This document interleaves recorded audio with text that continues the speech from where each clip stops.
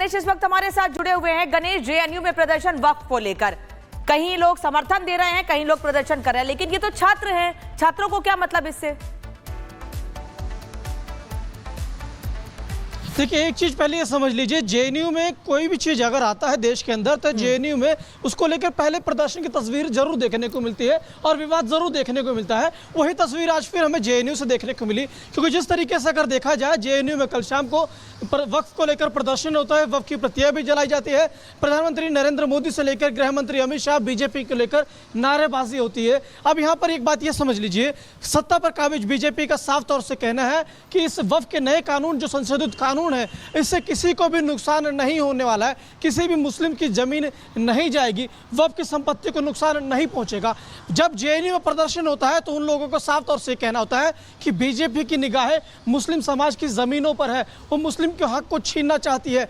वही बीजेपी वही शब्द दोहराती है, कहती है कि लोगों को भ्रमित किया जा रहा है, लोगों को गलत संदेश दिया जा रहा है। हमने देखा था जब नागरिकता कानून को लेकर बात आई थी तो जेएनयू में किस तरीके से प्रदर्शन हुआ था, लोग सड़कों पर उतर आए थे और किस तरीके से सरकार कह रही थी किसी की भी नागरिकता नहीं जाएगी, लोगों को भ्रमित होने की जरूरत नहीं है। आज जब वक्फ का कानून आया तो सरकार ने उसी शब्द को कहा है कि किसी को कोई भी तरीके से परेशान होने की जरूरत नहीं है, बल्कि इस कानून से मुस्लिम समाज को फायदा होगा, दबे कुचले मुस्लिम समाज को इससे फायदा पहुंचेगा। आज लोगों को भ्रमित किया जा रहा है, कुछ मुस्लिम जो नेता है वो भ्रमित कर रहे हैं। जेएनयू में जिस तरीके से आज हमने देखा कि वही उस तरीके से तस्वीर देखने को मिली जिस तरीके से सत्ता पर काबिज जो बीजेपी या यूं कहे केंद्रीय मंत्री किरण रिजिजू ने जो कहा था कि आज जिस सदन में हम बोल रहे थे कि वक्फ के लोग ये भी कह रहे थे कि ये सदन भी हमारा है, तो किसी तरीके से अगर आज ये कानून संशोधित ना होता था तो जिस चीज को मन करता उस चीज को अपनी जमीन बता देते आज। लेकिन इस कानून से समाज के किसी भी वर्ग को किसी भी तरीके से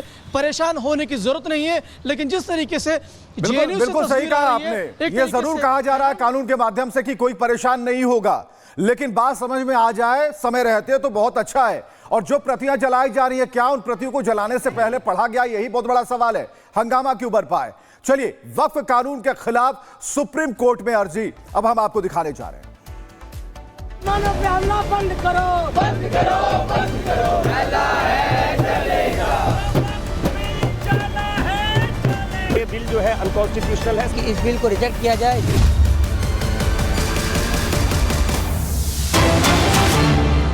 तो वक्फ कानून के खिलाफ सुप्रीम कोर्ट में अर्जी। कानून के खिलाफ अब तक 6 याचिकाएं दाखिल की गई हैं। कानून को रद्द करने की मांग को लेकर यह याचिका दायर की गई। कांग्रेस, आप, एआईएमआईएम नेताओं की याचिकाएं हैं। अरशद मदनी ने भी याचिका दाखिल की है। तो कुल 6 याचिकाएं हैं जो बिल के खिलाफ दायर की गई हैं। वक्फ कानून पर बवाल मचा है, इसे रद्द करने को लेकर मांग वाली जो याचिका है, कुल 6 याचिका, हम बराबर कह रहे हैं कि 6 याचिका नंबर जानिए, ये दायर की गई हैं और इसमें बड़े बड़े नाम आ रहे हैं जो कि मुसलमानों के हितैषी खुद को बताते हैं। तो कांग्रेस, आम आदमी पार्टी और एआईएमआईएम ने याचिका दाखिल की है और अरशद मदनी ने भी इसको लेकर याचिका दाखिल की है। वक्फ को लेकर अपनी नाराजगी जाहिर कर रहे हैं और इनका कहना है कि अब कोर्ट का ही रास्ता है, कोर्ट से ही न्याय मिलेगा।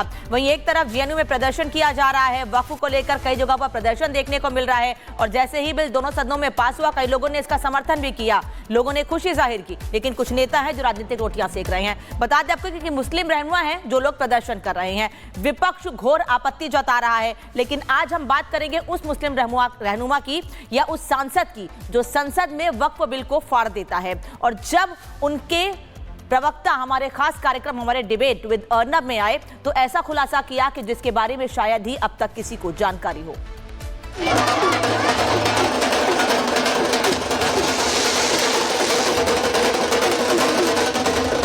ये बिल का मकसद सिर्फ मुसलमानों को जलील और रुस्वा करना है, मुसलमानों को दूसरे दर्जे का शहरी बनाने का इनका मकसद है। इस कानून को फाड़ता हूं, ये अनकॉन्स्टिट्यूशनल है सर। इस देश में झगड़े पैदा करने का काम बीजेपी करना चाहती है।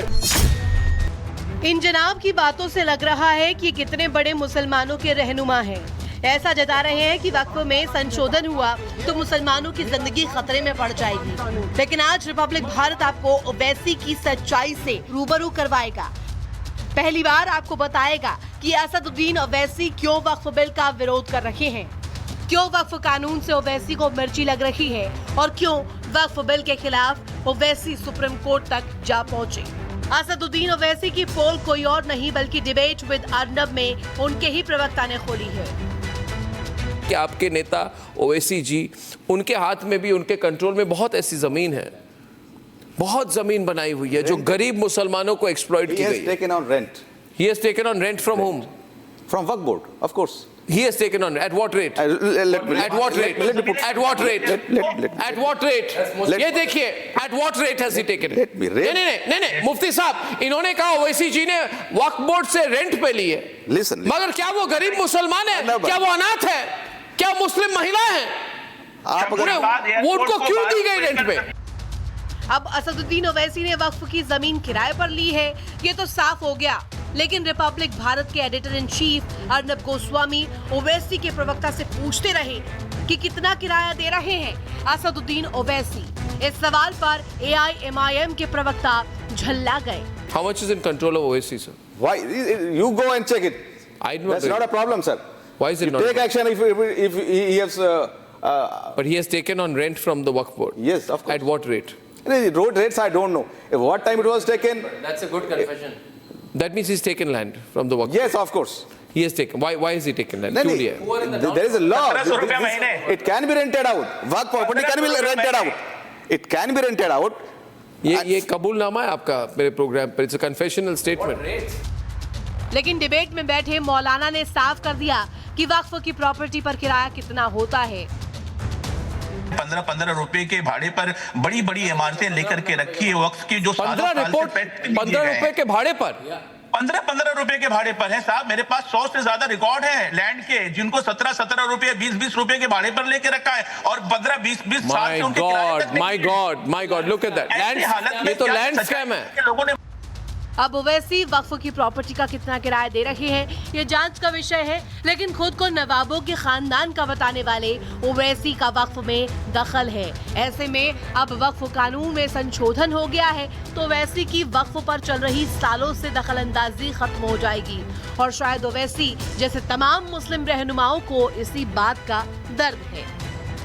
तो वक्फ बिल के खिलाफ घमासान मचा है। जेएनयू में वक्फ के नाम पर सियासी प्रदर्शन हो रहे हैं।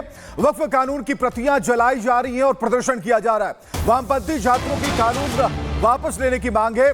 तो कुल मिलाकर जो बड़ी खबर इस वक्त की, जेएनयू में वक्फ के नाम पर सियासी प्रदर्शन की खबर आ रही है और ऐसे में सियासी प्रदर्शन में जो प्रतियां हैं उसे जलाया जा रहा है। तस्वीर आप जरा देखिए, जो वक्फ गैंग है किस तरीके से उन प्रतियों को जला रहा है। छात्र हैं या फिर सियासी कार्यकर्ता है, इस बात का भी पता चल जाएगा। लेकिन मौलाना के क्या मोहरा बन गए हैं छात्र? सबसे बड़ा सवाल इसी बात को लेकर है कि इस बिल को लेकर क्या इनकी जानकारी है, क्या बिल को लेकर इन्होंने कोई पढ़ाई की है या बिल के बिंदुओं पर इन्होंने गौर फरमाया है। लेकिन इतना तय है कि जेएनयू तक जो बवाल की आंच है वो साफ तौर पर देखने को मिल रही है। हमारा ये कहना है कि ये बिल जो है अनकॉन्स्टिट्यूशनल है, संविधान के जो मूल धारणा है उसके खिलाफ है। जैसे कि इसमें इक्वालिटी का जो रूल है आर्टिकल 14 उसका वायलेशन होता है। इसमें बताया गया कि कोई भी अगर नॉन मुस्लिम वक्फ करना चाहेगा तो उसको 5 सालों तक वेट करना पड़ेगा। 5 साल तक उसको दिखाना पड़ेगा कि ये प्रैक्टिसिंग मुस्लिम है कि नहीं है। हम लोगों ने प्रोटेस्ट किया है कि इस बिल को रिजेक्ट किया जाए, इसको बर्खास्त किया जाए और जो सच्चर कमेटी का रिपोर्ट है, जो हम मुस्लिम कम्युनिटी पे जो रिपोर्ट्स आए हैं उस पर रिसर्च किया जाए, उस पर डिबेट डिस्कशन की जाए। जो पार्लियामेंट में 2:30 बजे 3 बजे रात तक जिस तरह वक्फ पर बात की गई है, इसी तरह मुस्लिम के सामाजिक स्तर पर जो सच्चर कमेटी की रिपोर्ट आई है उस पर बात की जाए। और दिल्ली से गणेश इस वक्त हमारे साथ